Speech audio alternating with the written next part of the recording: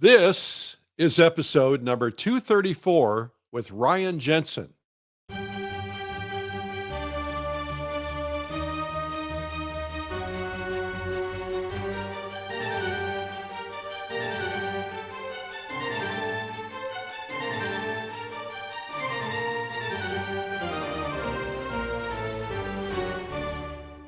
This is the PleinAir Podcast with Rhoads, publisher and founder of PleinAir Magazine.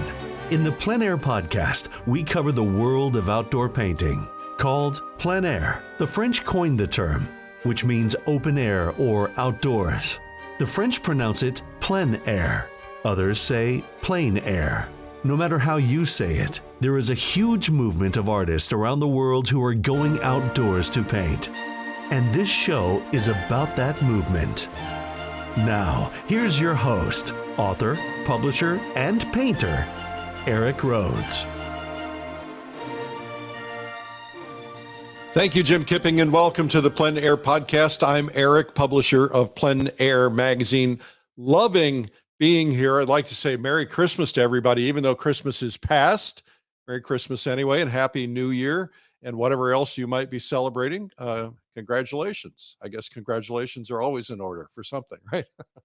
We have a great guest today. We're going to get to him in a second, and he's just crazy, so you don't want to miss this. We're really thrilled. FeedSpot, which names top podcasts, named us the number one podcast in the basically painting category, arts category, 2 years in a row now. So that's pretty cool. Coming up after the interview, I'm going to be talking about the pros and cons of websites, and I'm going to talk about how to make your next year a successful year. So if you're listening to this on time, this is your lucky day. All right. And if you're not, well, just do it anyway. Just listen to it, change everything, and do it anyway. And that'll be coming up in the Marketing Minute. You've probably got a little Christmas money in your pocket, right? Maybe you got some bills, but if you got a little extra Christmas money, you need a subscription to PleinAir Magazine. If you're listening to this podcast and you're interested in plein air at all, whether you're a collector, whether you're an artist, whether you are an event promoter, PleinAir Magazine is like the foundation of this whole thing, and you need it. Just go to pleinairmagazine.com. Also, I want to mention to you that we have the Plein Air Convention is coming up, and it's kind of like Woodstock for artists. Somebody came up with that title years ago, and it's really fun because we're all out there painting together. We have indoor stages, and we have stages for oil and watercolor and pastel and so on. And some of the top artists in the world will be attending. Other top artists in the world will be teaching. It's just it's kind of like a reunion for everybody. It's a lot of fun. And this year we're going to have a celebrity guest because it's our 10th birthday, a 10th anniversary of the convention. Normally we'd be into it 12 years by now, but we lost a couple during COVID. So anyway, our celebrity guest will soon be announced. We're just kind of waiting for the right moment to make sure that's all confirmed. And this is a big time celebrity, and everybody's already trying to guess who it is. I haven't seen any correct guesses yet. I've seen some pretty wild guesses, but nobody's going to guess this. And if you are a VIP attendee, VIP attendees can get, special upfront seating, and they can get some other perks, some dinners and some lounges and things like that. But they also get their picture taken with this celebrity, which is going to be pretty cool. I'm kind of looking forward to that myself, although, I do have a whole pile of celebrity photos. I'll show them to you sometime. Coming up in January, we have Watercolor Live, and that's just around the corner. It's the end of January, last I don't know, 15th, 18th, 20th of January, something like that. Check it out at watercolorlive.com. My guest today is Ryan Jensen. He is a San Francisco-born crazy man. He began his career sketching as a child, and he never stopped. And he says somewhere deep down, he knew that he wanted to be a pro artist one day. And so we're going to learn more about that. But at 21, Ryan chose to pursue a career in the U.S. Marine Corps and served 8 years. And Ryan, thank you for your service. 3 years in combat to both Iraq and Afghanistan. And he gained what he says is crucial life experiences that helped him see the world through a different lens. And we're going to talk about that too. he was honorably discharged and returned to school majoring in fine arts. And he is on fire. I mean, he is, everybody is like trying to get Ryan to do their events. When Ryan does an event, everybody just kind of, he's like a magnet. Everybody's drawing to him. Ryan Jensen, welcome to the PleinAir Podcast. Thank you, Ryan. Ryan? Yeah, I'm very delighted to be here. Can you hear me, Eric? I hear you, Ryan. What's with the hat? I started to stiffen up lately, and I was not doing my best work, so to speak. So what I've done is I've taken the liberty to put on a hat to loosen up a bit and be more like the feather, right? If you're listening, Ryan is wearing a beret. One thing, when you work in the studio like this, I don't even know if this is a French accent, but we're going for it. Yeah. This is good. I'm suffering from an identity crisis, so I brought this in the studio, and everyone thinks I'm in plein air. Everyone thinks I'm going out in plein air and doing these things on location, but I'm not. Sometimes I come in here and do them too, because in 100 years, no one cares. That's the thing. No one cares. I don't think anybody cares now. Work. They care about the good work. That's all they care about. That's all they care about. So, yeah, this is a whole discussion. Take the hat off, Ryan. Oh, the reflection is killing my eyes.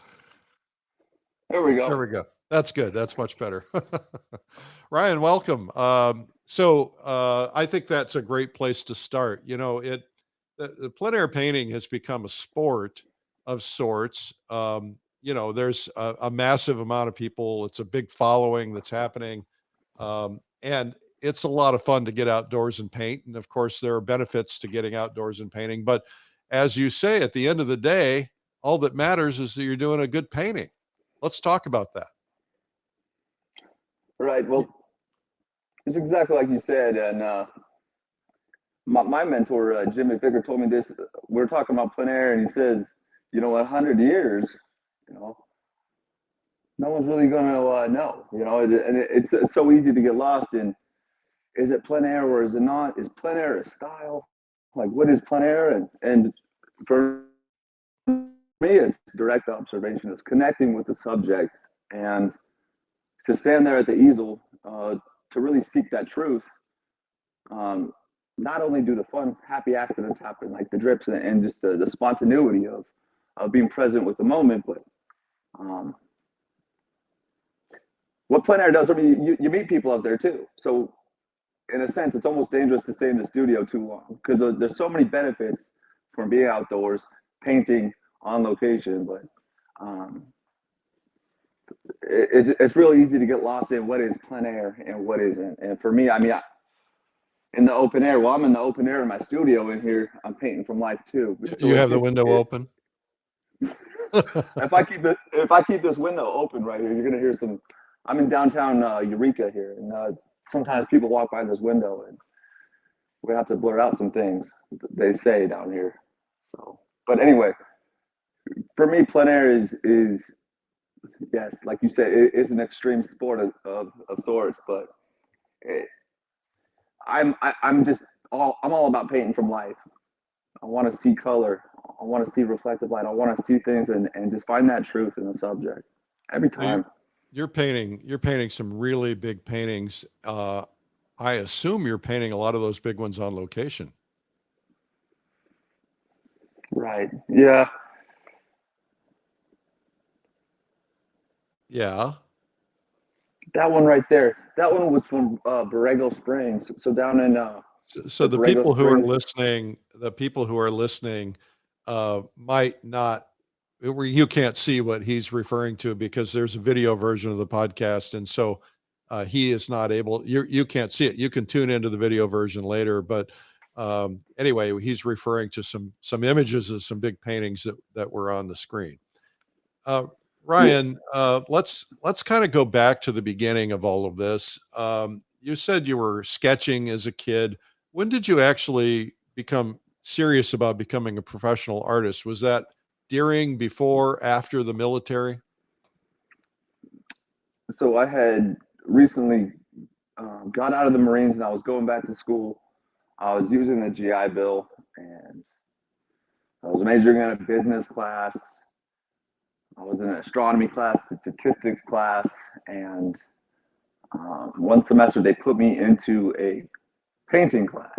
So here I am with one of my electives, and I'm in that painting class, and I am just coming back alive. Like I've always been an artist, right? I've always drew, but that color problem. I was always intimidated by color, and not just that, just the thought of like, I was, pretty talented as a kid, but I watched my parents really go through it. They really suffered. Like we didn't have a lot, and but they were successful artists. My mom was a graphic designer, my dad was an illustrator, and now my dad was an illustrator in the Silicon Valley, and he eventually moved up and got this job doing computer war games, the artwork for these computer war games, and I watched how hard he had to work.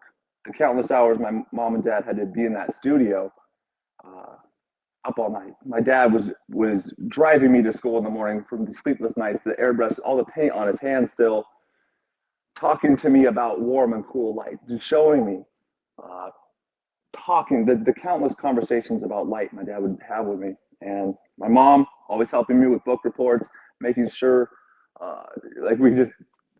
she was so creative as a graphic designer. And but I watched that, and I think that there was a big part of them that saw my potential, but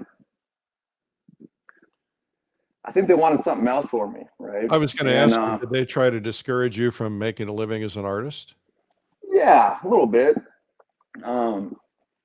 I would later find that after my dad passed, this was 6 years ago, my mom said something to me. She said, "Your father," he said that if he could only just commit and be more disciplined with his work and have that work ethic and just be so steadfast where he would just not quit. If he put his mind to it, he would be unstoppable.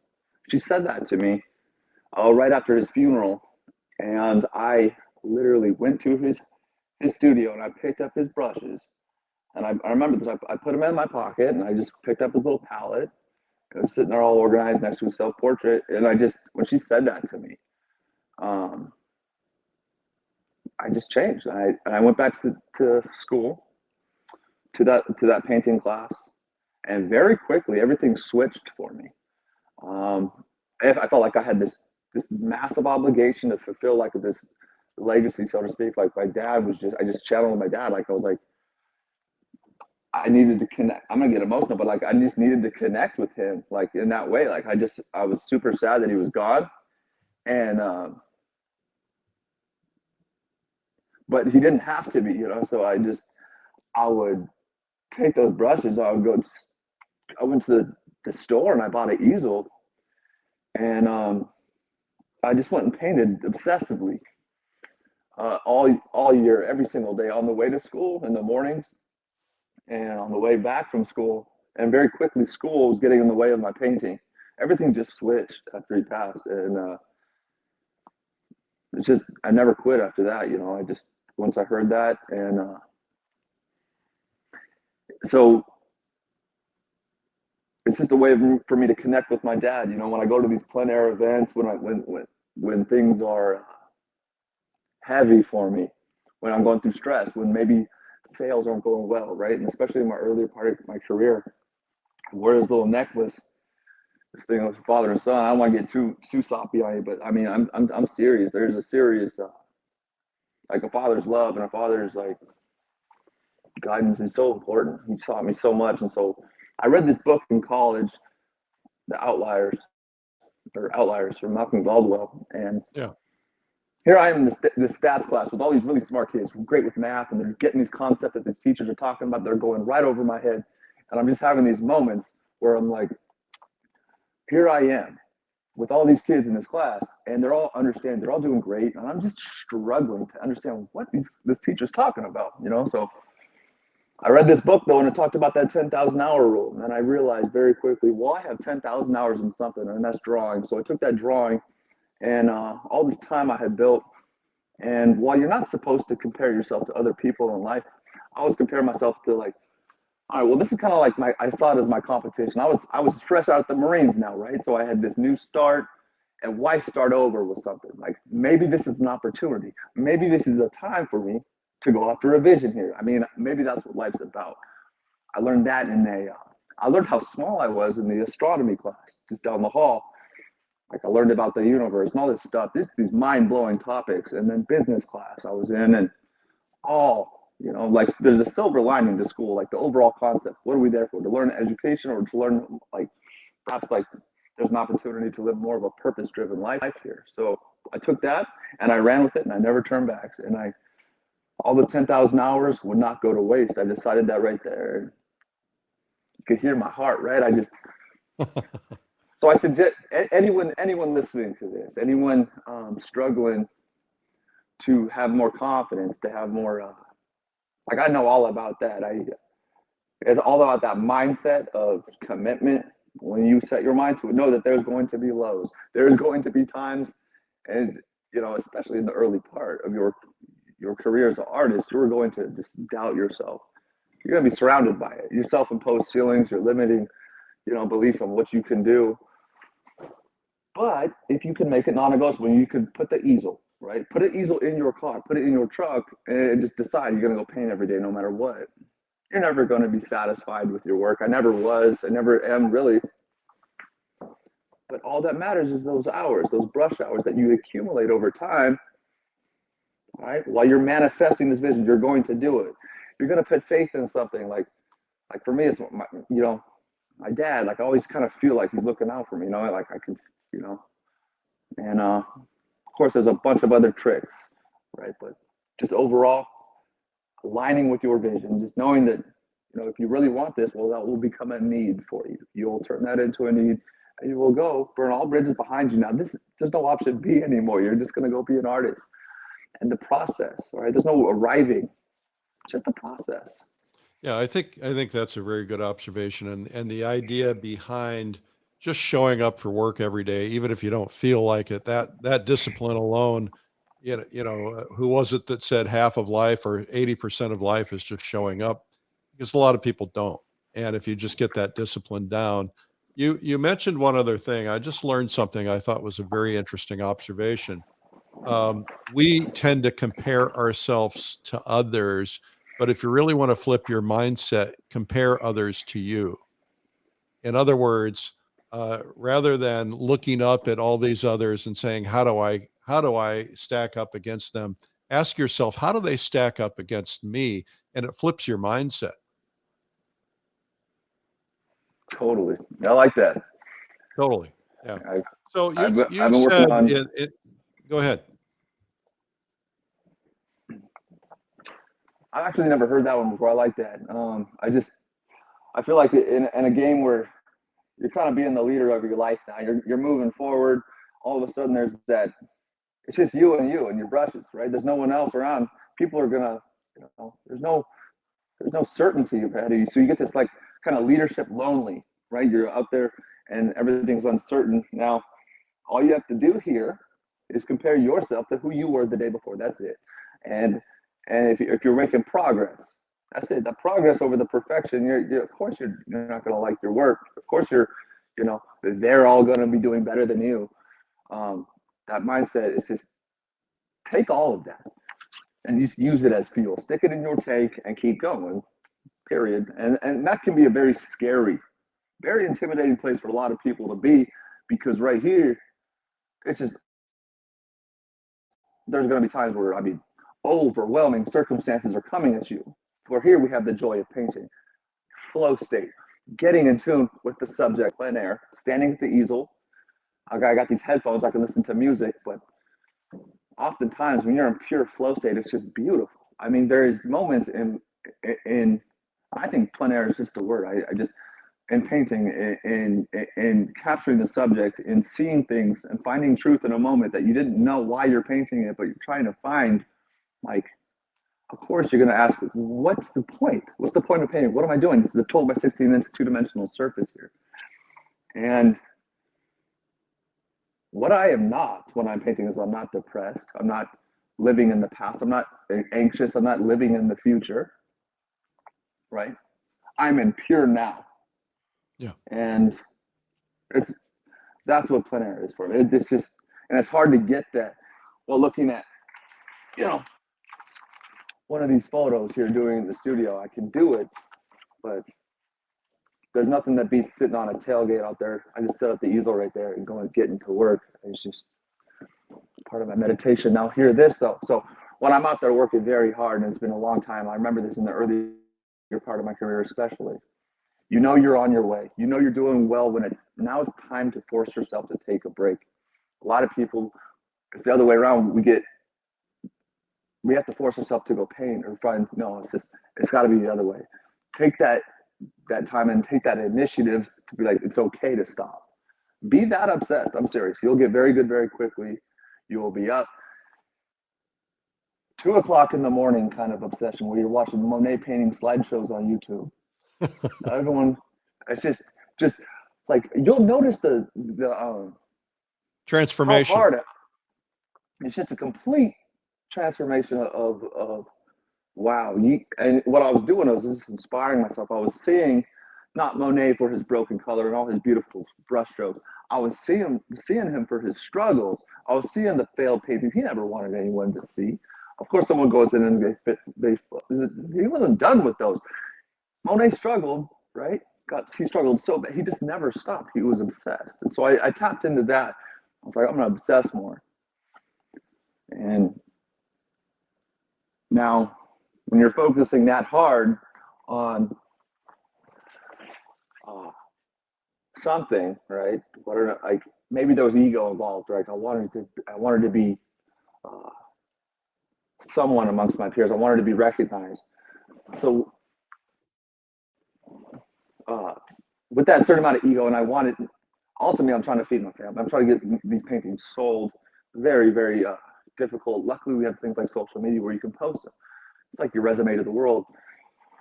And but I lost focus on me. I lost focus on who I was. I was so close. I was observing Eric, right? I was looking. I was seeing warm and cool color, contrast, design, fixing the discrepancy, looking at all kinds of ways to see better. Because all paint, there's painting, and then there's observing. Like there's it's just mostly observing. You have to be able to see as a painter, and that for me it just took away from certain parts of my brain, which was like self-care right now. So I'm not taking care of myself. I'm stopping at Jack in the Box. I'm not like and my dad suffered from this. My dad overweight and ran through his problems like that. Like he was so focused on getting awards as an illustrator, right? And I was becoming my dad in a way where it was all about art. That's how I validated myself, and started getting, I don't know how in tune, but I'm just going to tell you my story.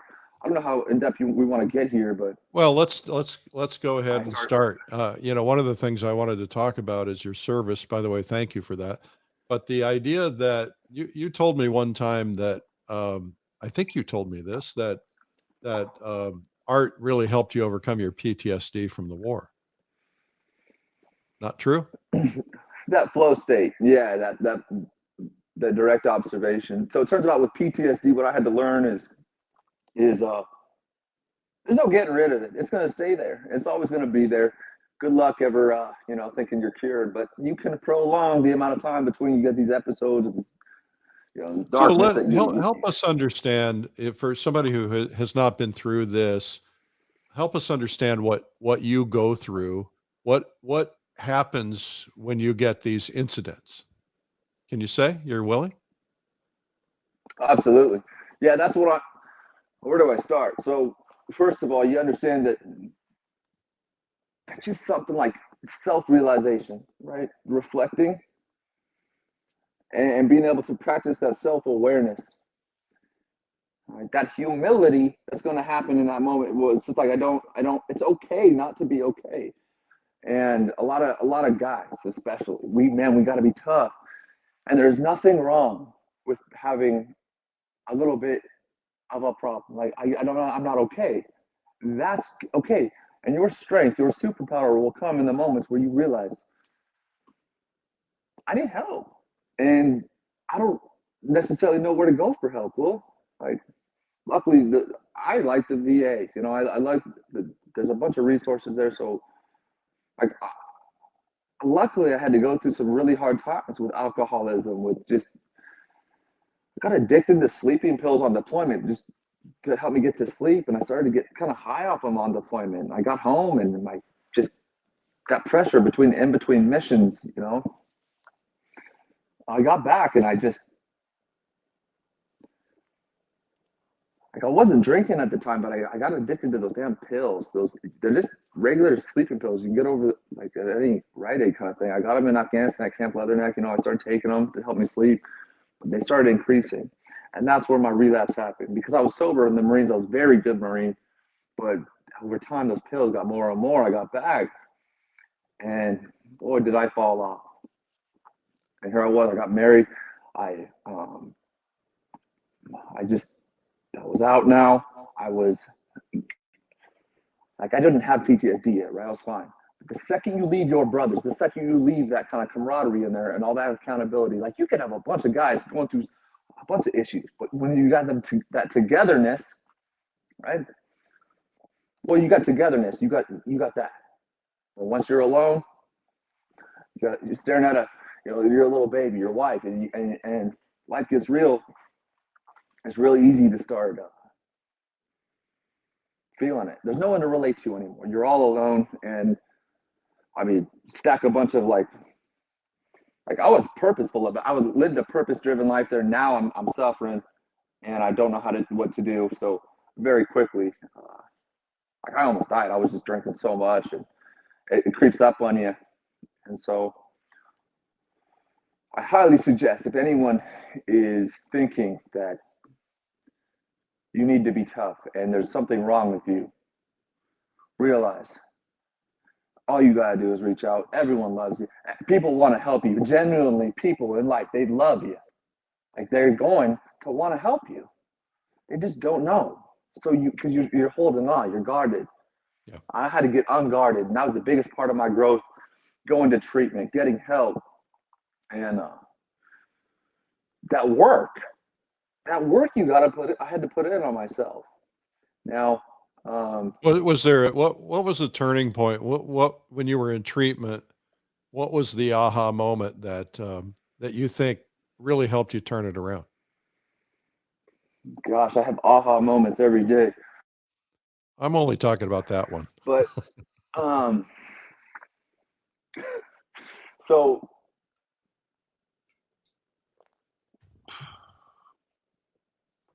you get these aha moments when you look deep into your kid's eyes, and what a little innocent little thing this is. This little human here, and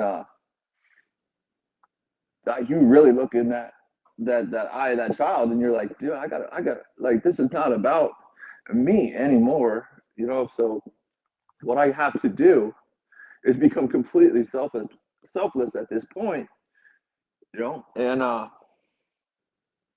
might as well practice a little bit of faith in something that could help me, because my design here is not working. What I'm doing isn't the answer. I know that now. Like, I'm a history buff, right? Like, I know that. I don't have to, keep doing that. So that means absolute humility. Just try something else. Go get help. Get counselors. Do everything I can. And I completely changed.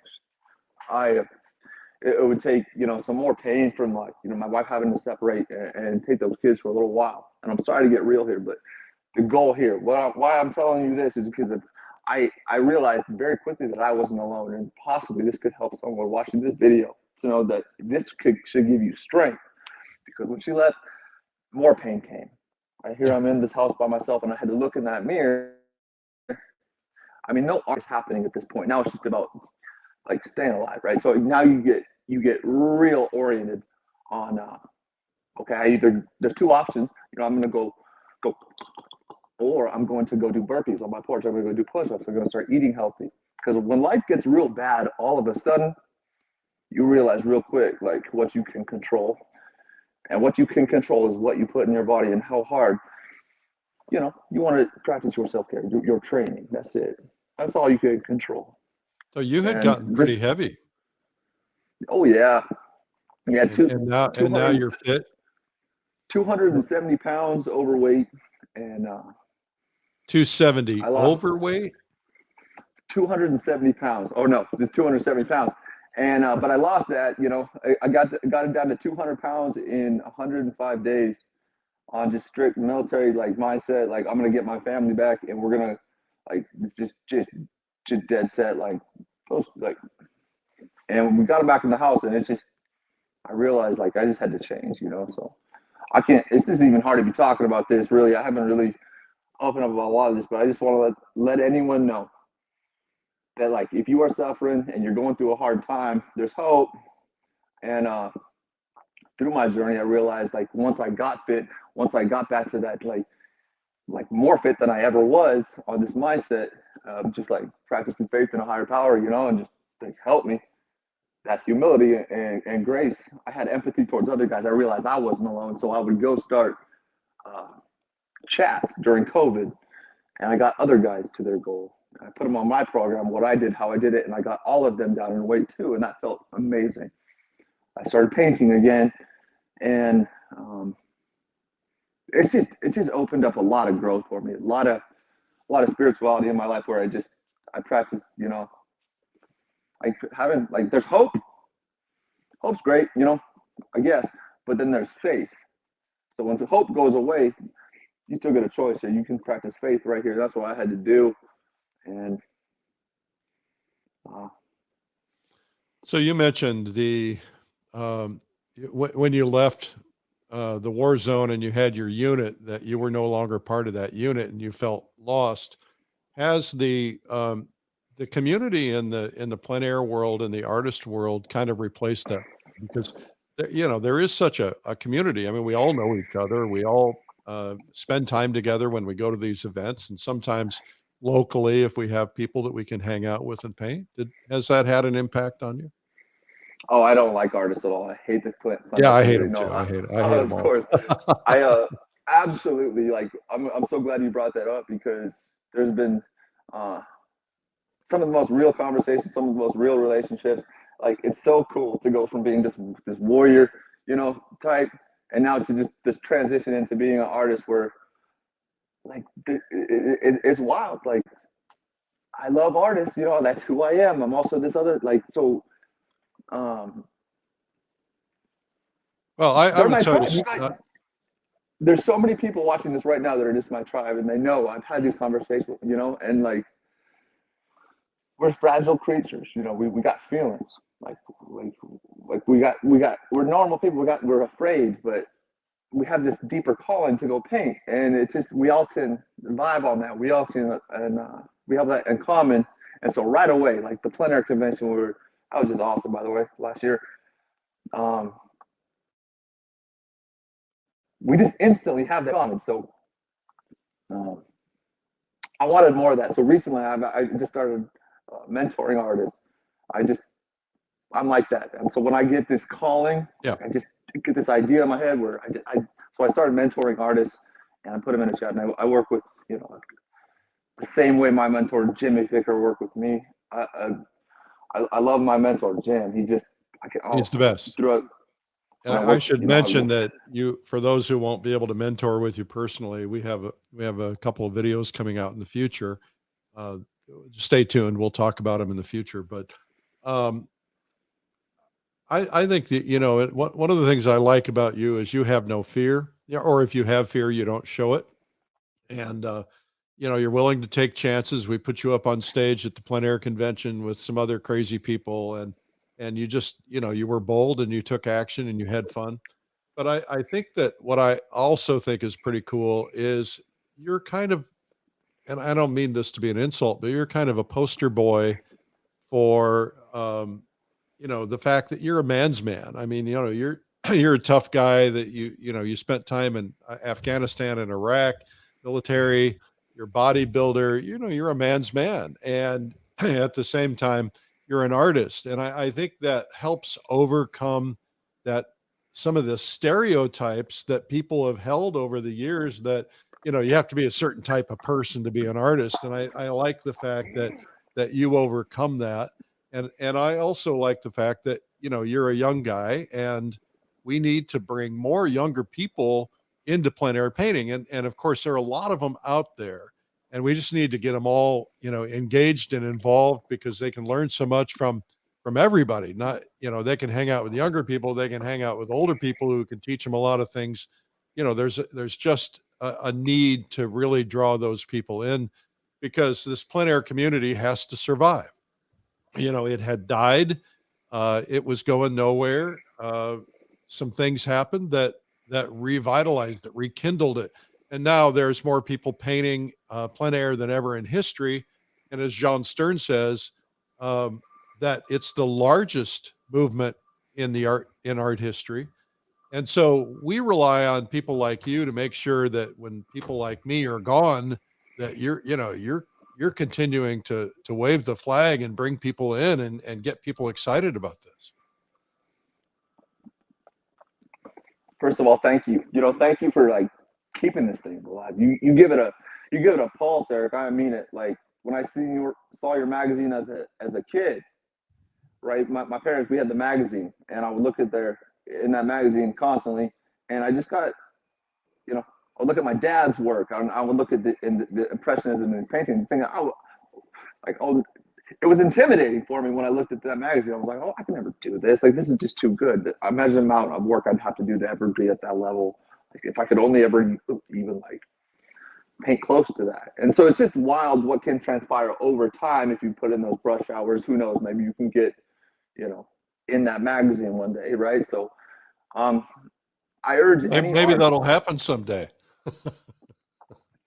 I urge any artist right now, get Plein Air Magazine, get the subscription, and look at every single page when it shows up, especially my ads in the back page. Okay, look at that magazine and just let it soak in that, like, I was a scared little kid, would never make it as an artist. That was not going to be me. Like, they're all really good, but guess what? I don't see a lot of those artists in there that I saw as a kid that they're not in there anymore. Now it's a new crew. So if you put in the time, right, you're going to get better. You're going to get better. And eventually, if you don't quit, you're going to be in that magazine. You just got to have that mindset. What you got to do is get a mentor. What you got to do is get my video when it comes out. I talk about everything in there. The mentor, though, pick a mentor that you trust. Pick a mentor that inspires you. Your inspiration will be your fuel source. So it's on you to practice that self-reflection. Like, why do I not feel like painting today? It's because I didn't look at a Monet, or it's because I didn't go to the St. Louis Art Museum, or it's because I didn't go do this and get inspired. All right. There's so many ways to trick yourself into being inspired. I think where I'm really going with that. Go ahead. I got a little bit lost here, but I just think that I've just seen it. Like, I'm seeing it with the students I'm working with right now. I'm seeing it with so many people. And you can get better at painting. You can. It's just it's not this big like difficult obstacle. It's difficult, but like it's just an obstacle. And once you see it as like, oh, like I could do it. Like, I just got to show up every day. A lot of people mess that part up. They stop showing up, and then that's it. You got to show up every day and suffer through the pain of a few bad paintings here and there. And I want to also say too, Eric, I'm this tough. I a lot of people say that as a tough guy. I am a teddy bear. I am a scaredy cat. I am so fearful. I realize that. And here's the deal about fear, though. Fear is necessary. Fear, you're supposed to be afraid, but it doesn't exist without fear. So if I'm going to let fear dictate my decisions, if I'm going to operate from feelings, right? Like amateurs operate from feelings. Pros operate from consistency. So I'm going to show up no matter what at that easel. I'm going to make it in Plein Air Magazine. But not just that, I'm going to get on the cover of PleinAir magazine, or not just that, I'm going to be in an art museum one day, or not just that, I'm going to make $1 million selling paintings. Just think big, think super big. That way, like you're trying to shoot a bow, right? You're trying to hit your target, aim high, and then maybe you'll get into PleinAir magazine, right? If that's your goal. So But how do you overcome that part of your head that, when you say, I want to make $1 million as a painter, that little voice in the back of your head that's saying, yeah, but you're really never going to do that. How do you overcome that? It's a good question. So with that fear, comes responsibility. So what I did is I ended up taking that all the way to standing in front of a clock every day at 4 a.m. and training. So I trained my body. I realized that fear is very real. My insecurities are real. I still care about what people think about me. And what only matters is what I feel about myself. And to help people, to be of service in some way. So this year started to feel, like, all right, now's my time. I got more calling in my life, and I train a lot of people in my fitness app, and I get great results from them. It turns out that takes being up very early in the morning, and my coach is up every single day. And by 6 a.m. every day, after my workout, all the muscle groups rotate, and my frequency is raised. I'm feeling better. I'm feeling confident. I'm presenting myself to the world as my best self. I'm not projecting on people anymore. Guy like me, you got to work hard at that self-work, right? Because once projecting, now I'm just reflecting. I be the best me. I feel confident in me. Now the way, like my frequency, the way I feel is how I see the world too now. So it's just this massive game of observation. But first, before we see our subject, we have to be able to see ourselves and self-reflect. It's so important. And I'm so glad I got to that place of life, because I was really not doing that right for a long time, Well, I think that's fascinating. I would love to, I'd like to learn more about your app. How do we learn about that? And how do we learn how to work out? Even though that's not directly related to plein air painting, I think a lot of us want it. Yeah, it's watch this with my dad. My dad was a phenomenal painter. I believe it's our job to try to, learn from our parents, learn, but surpass them. Surpass our mentors, surpass our coaches. They would love that. That's how you honor them best. So it's not all about art. Like true art is love, like love. And if we know that, like the soul origin of all things, it's just pure love, like the divinity of who we are, and acceptance, helping people. It took me a lot of suffering to get to that, but like times get really hard out there for a lot of people. The people reaching out to me, like I'm so honored and blessed to have the opportunity to work with so many people and seeing them change, seeing them get better, because depression is very real. All that is living in the past. Anxiety is living in the future. None of that. Like just plan for your future, have a long view, have goals, have ambition, have drive, but have right now. Like be grateful for right now, because these problems I think I had, they're so great compared to what? Like if I stub my toe, compared to someone on the other side of the world starving, Right. No, my toe stops hurting. This makes me a very good artist if I could do this, because suddenly I realize it's not about how good my work is, it's how much heart I can put into it. And I mean it, you guys. Like if there's anyone going through a hard time, know that if I could get through all that hard time in my life and eventually realize like I'm actually grateful for it, because it built me into who I am. Let this message resonate with you too. Like you can do it. You can do it.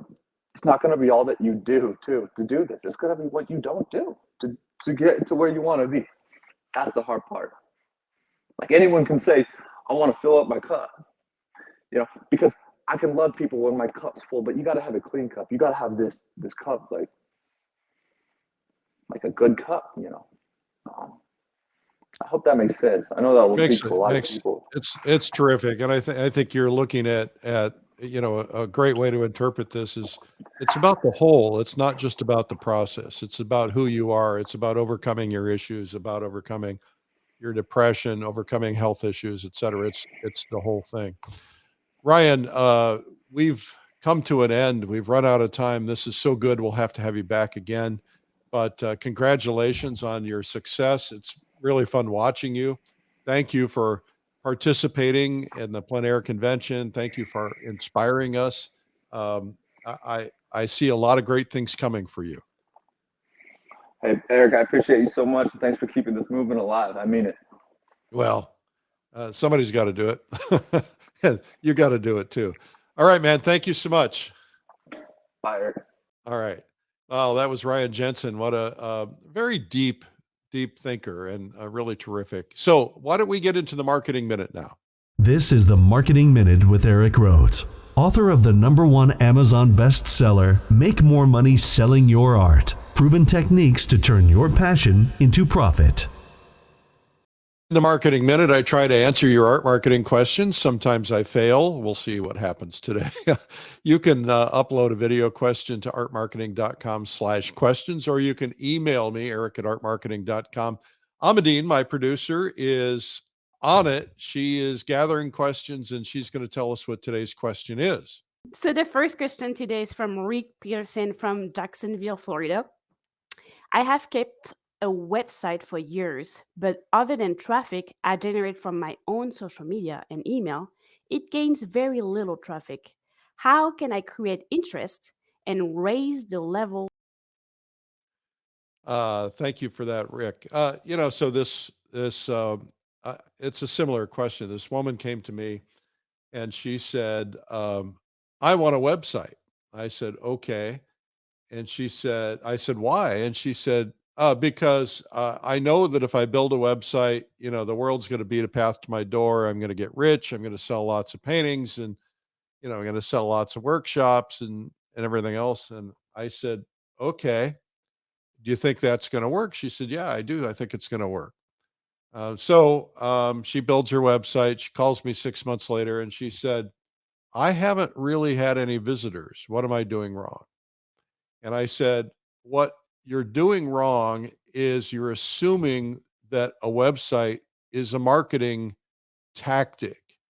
And it's kind of like having a website is kind of like being listed in the phone book. Anybody remember phone books? There are some ridiculous number, like 190, 200,000 new websites every single day. There are billions of websites. And to think that somebody's going to discover you and come to your page and spend money, it's folly.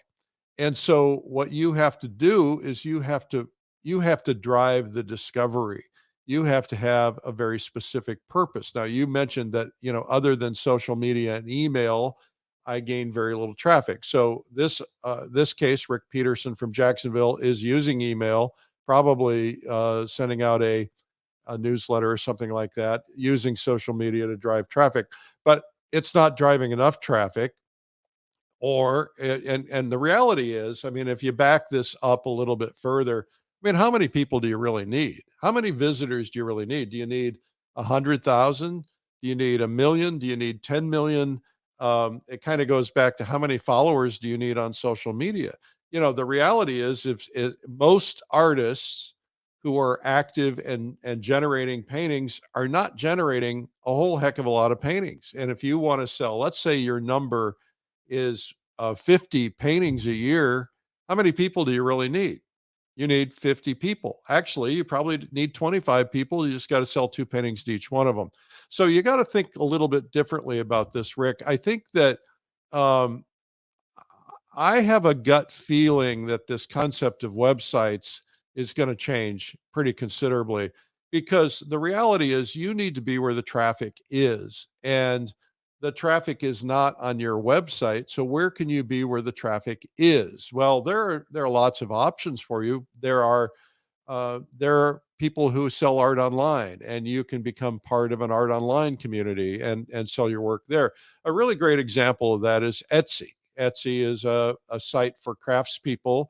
Amazon also has a craft site where you can put your craft, in your case, your paintings or photography or whatever it is, on those sites. And you might have a chance of getting discovered a little easier in there because, somebody might search a term that will pop up one of your paintings in the search.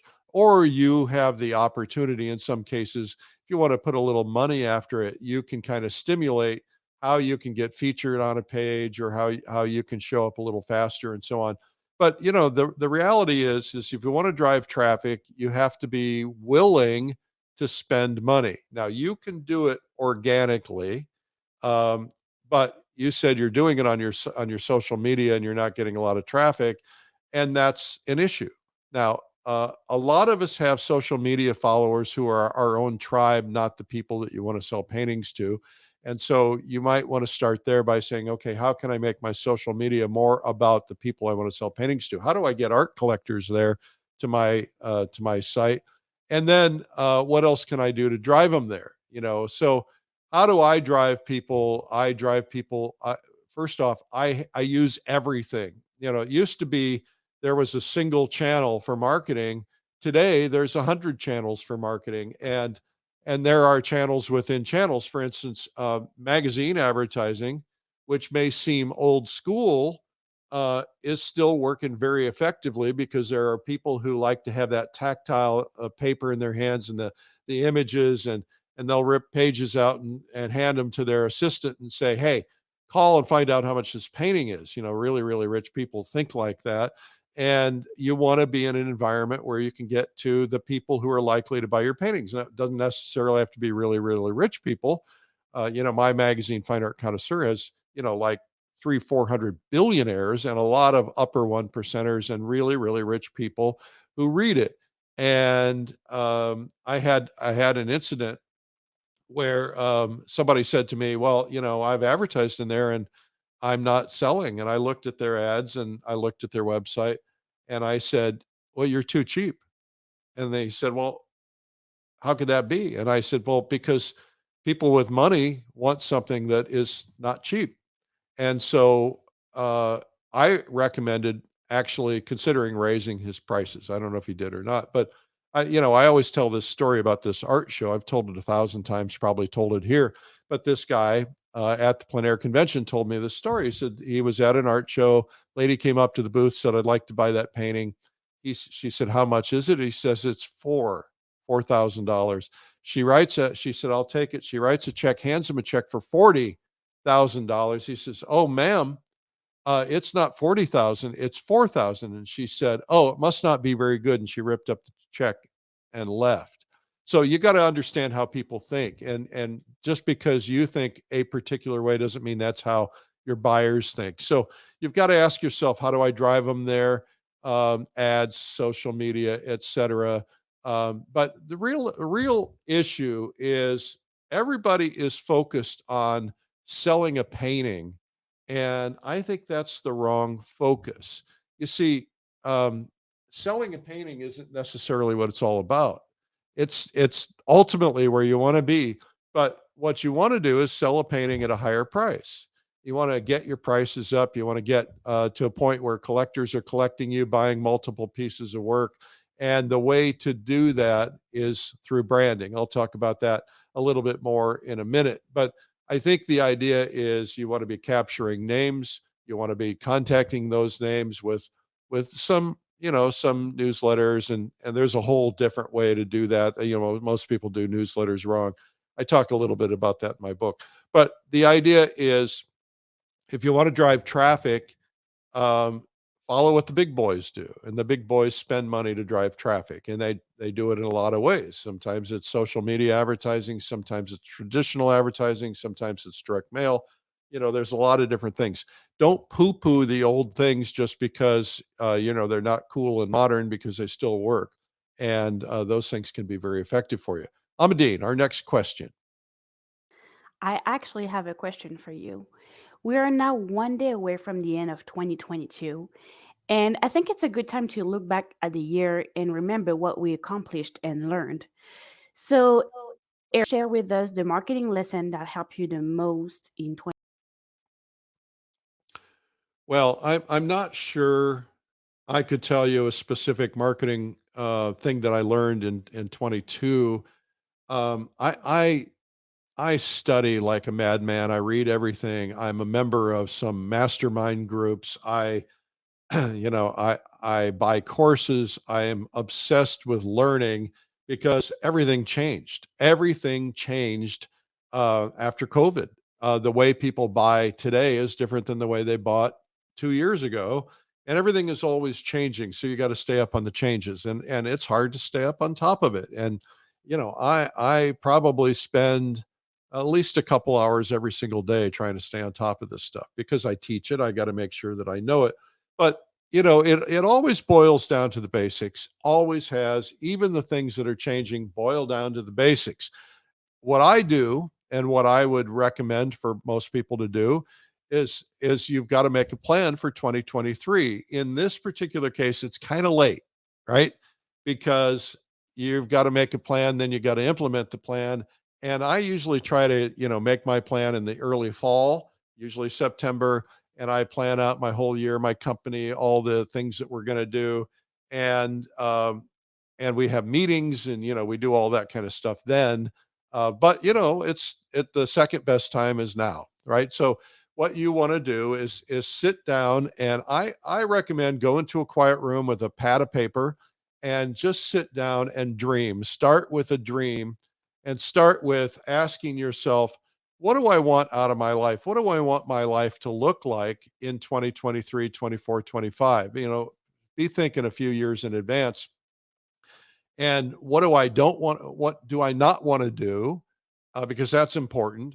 What do I want to do more of? What are the things I love doing? What do I need? What are my financial needs? What are my family needs? What are you dreaming about having? Is it something you want to have, build a new studio or build a house or own a house or whatever it might be. And so you start out by, you lay all that stuff out, you get it all on paper, and then you go through and you say, okay, let's come up with a priority. What is the most important one thing on this list that if I manage to do this one thing, then I will be further along.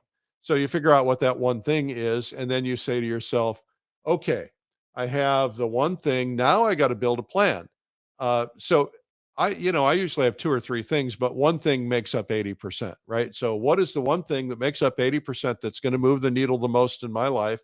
And then you say, okay, what do I need to do to get there? Now, if it's financial, then you say, okay, well, the number is $100,000 or 500,000, whatever your number is. Now you say, okay, how much is that a month? I just wrote an article that's going to be in the OPA newsletter. Maybe it's been there already about this, but you start looking at your needs. What do I have to have? And in order to hit this goal, what do I need on top of what I have to have? How many paintings do I have to sell in an average year to get there?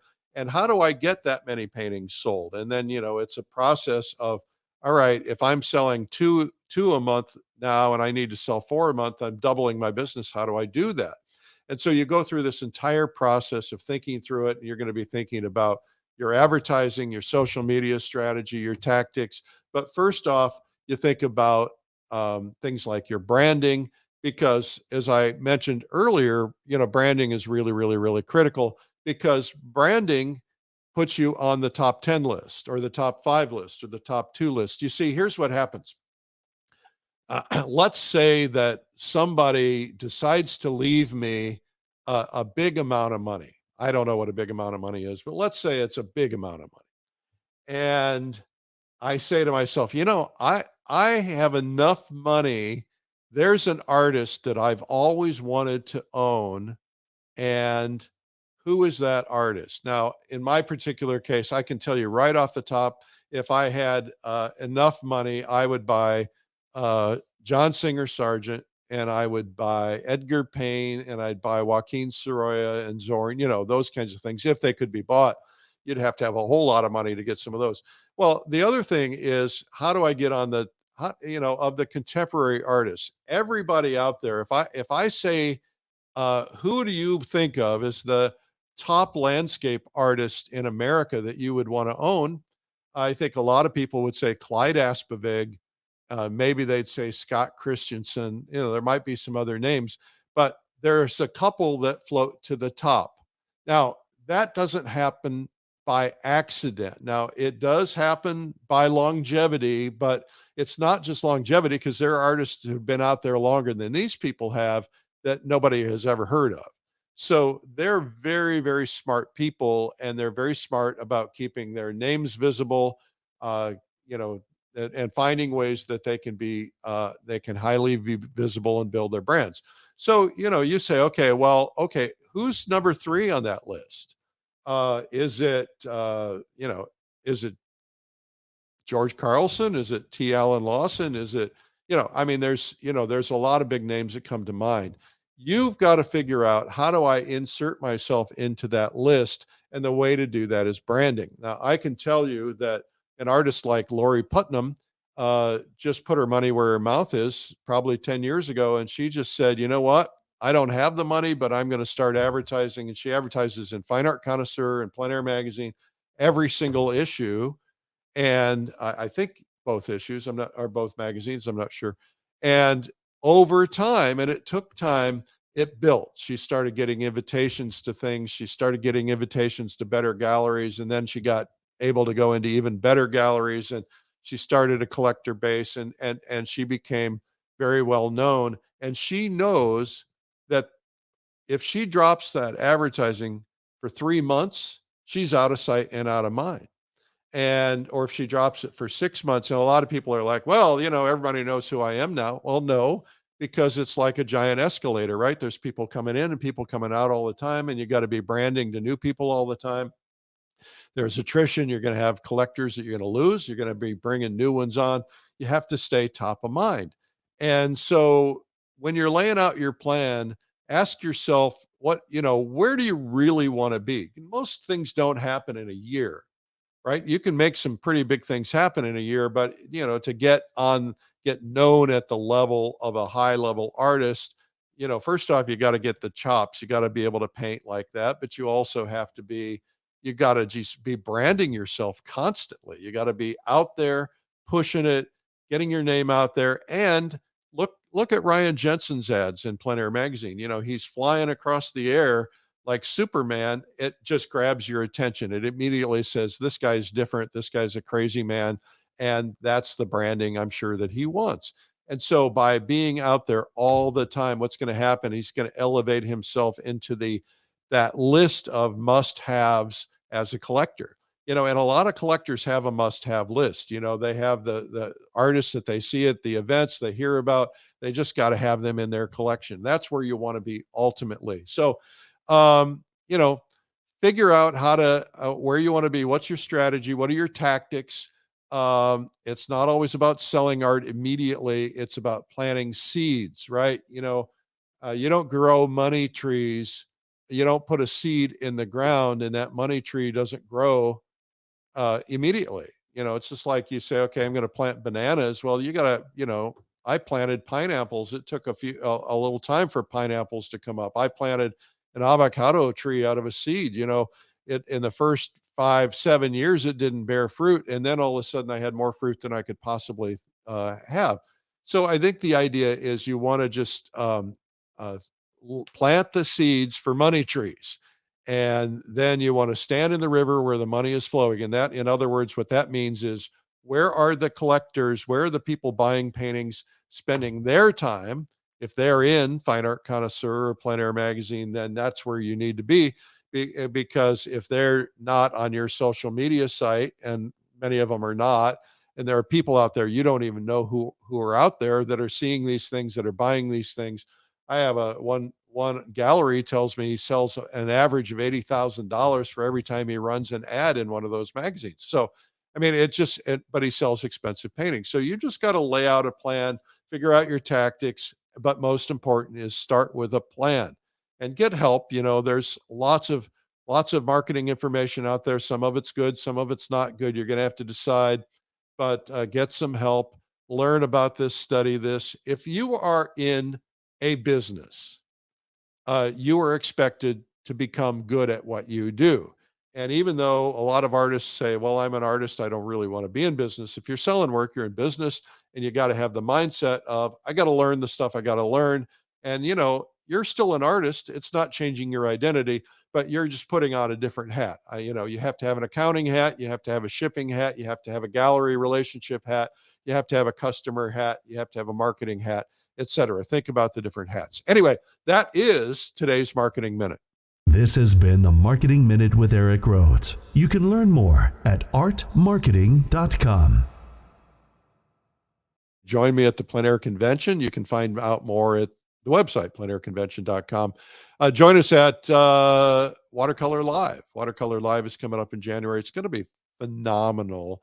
And of course, I'd love it if you would subscribe to PleinAir Magazine. Thanks to Ryan Jensen for the plug. I didn't pay him for that, but I probably should. If you guys have not seen my blog, Sunday Coffee, it comes out every Sunday. And I wrote some special stuff for Christmas. Just go to coffeewitheric.com to find it. And also every day, every weekday, I'm on with Art School Live with me. And I bring a lot of different artists on, and that's on YouTube and Facebook. Just go to Art School Live on YouTube. And while you're there, subscribe. And also, if you don't mind, give me a follow on Instagram at Eric Rhoads. That would be helpful. I'm Eric Rhoads, publisher and founder of PleinAir Magazine. And I want to thank you for your time today, and thank Ryan Jensen, really a great inspiration. And remember, it is a big world out there. Go paint it. Bye-bye. This has been the PleinAir Podcast with PleinAir Magazine's Eric Rhoads. You can help spread the word about plein air painting by sharing this podcast with your friends. And you can leave a review or subscribe on iTunes so it comes to you every week.